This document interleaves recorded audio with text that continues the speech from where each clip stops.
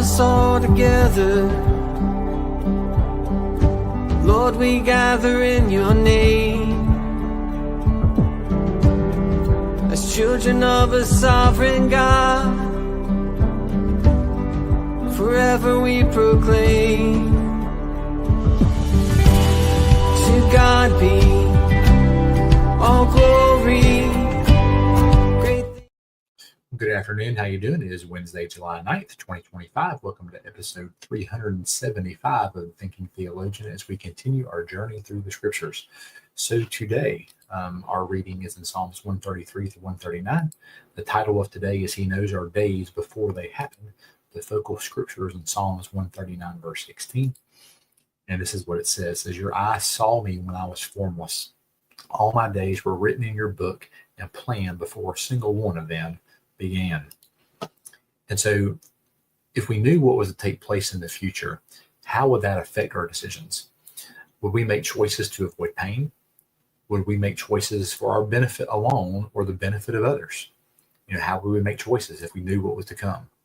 These are interesting questions to consider, but we must trust that God had our plans mapped out before we were ever born, that God knows kind of the steps of what's going on here. Now, I know one question that I'm struggling with right now is, why did God provide a house for us where we currently live, knowing what would take place in our lives? We're thankful for our home, but now our lives are somewhere else, and it makes life challenging. Makes life challenging for us as a family. We've left our home in Metro Atlanta, a home that we absolutely loved and adored, everything about it, to come down and do ministry down here, and that did not work out.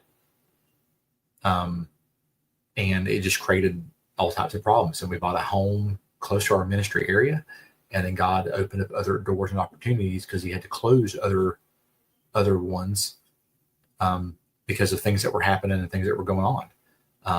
And so now our lives are completely somewhere else, and we're trying to figure that out. So why did God provide this opportunity for us? We're grateful to have a home. It's also frustrating. So we're trying to figure that out and work through that and trusting God in the process of where we're at. So in today's reading, I know that I don't need to focus on the reason for this in our life. He knew before I was even formed that this would happen. He knew all this was going to take place. He knew every step I would take, and this was part of His plan. God was not shocked or dismayed by the circumstances that we face as a family. He was not, taken aback by it. He wasn't surprised. Our lives were planned and written down in His book from beginning to end. A book of detail, and a book that demonstrates His ways are good and perfect, even when we don't understand. Now, I know that some people here will be stressed because they believe they have no choice in life. Fatalism or determinism, some of these fancy words people use to kind of describe this, what's going on here. However, these verses are twofold here. They serve two purposes. One, that, God knew, He knew how and when we would be created.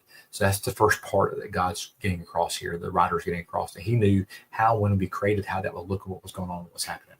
He also knows what we will do and how things will go for us in our lives. And so we must understand that there's a double here. He knew us before we were formed and how that formation would take place. This is why the sanctity of life matters. But also in our personal lives, He knows what's going to happen and what's going to go on. If He doesn't, then He is not an all-knowing God. He's not omniscient. He's not all-knowing.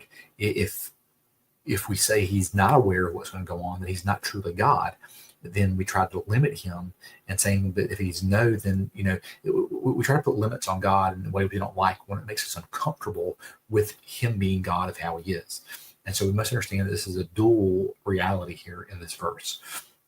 And so if He doesn't know what's going on, then He is not an all-knowing God. He is limited and is no God at all. A God who is limits on Him is not a God. And so if we say that God can't know the future, God doesn't know our plans and our steps, and these things aren't going to go on and happen the way He knows and sees and foresees that's going on, then He's not God. And so we can't have it both ways. Either He is God or He's not.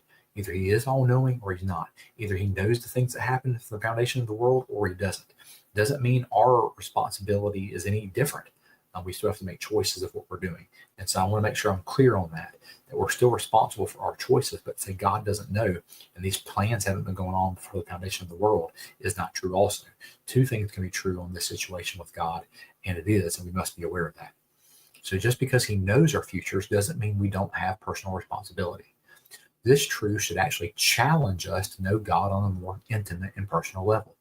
It should push us to make sure we are living a life that is pleasing to the King of the universe. So the challenge this poses for you and for me is this: since we know God is aware of our future and our days have been planned, are we giving God our all mentally, physically, and spiritually?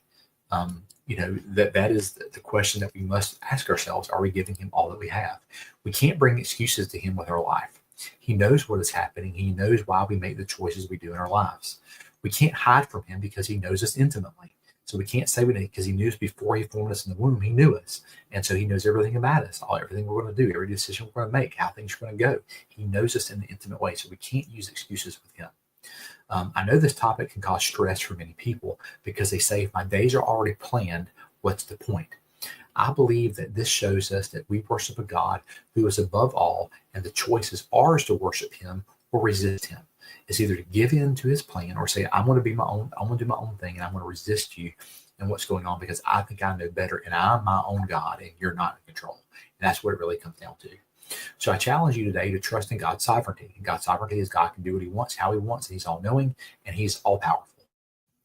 Trust that he knows us and knows our future. Trust that. It's a good thing that he knows that. Trust that he will allow you to make the choices you need to make in your life. That he will give you the opportunity to make the choices that that you have. That you can't look at him and say, well, God, it's your fault that you did this. No, it's our fault when we make decisions and things that aren't good. But God knows those things that are going on because he knows our hearts and he knows who we are. And so then we must trust him with our future by submitting to the one who created you to begin with from the foundation of the world. That is the whole point. He knows us, he knows us intimately, and we need to submit to him because he's the only one who is worthy. And so I hope you're encouraged by that. I hope I was clear by that. This can be a very complicated topic. If I'm not clear, please let me know. Send me a message if you have my number, email me. But understand that he knows our days before they happen, and that's a good thing. It's not a bad thing. We don't need to be scared of that as long as we're trusting in God's sovereignty and who he is and how he moves and how he works. So I want to thank you for being with us today. Tomorrow we will be in Psalms 140 through 145. We'll finish the book of Psalms and start the book of Proverbs. Have a good day, and I will see you then. Goodbye.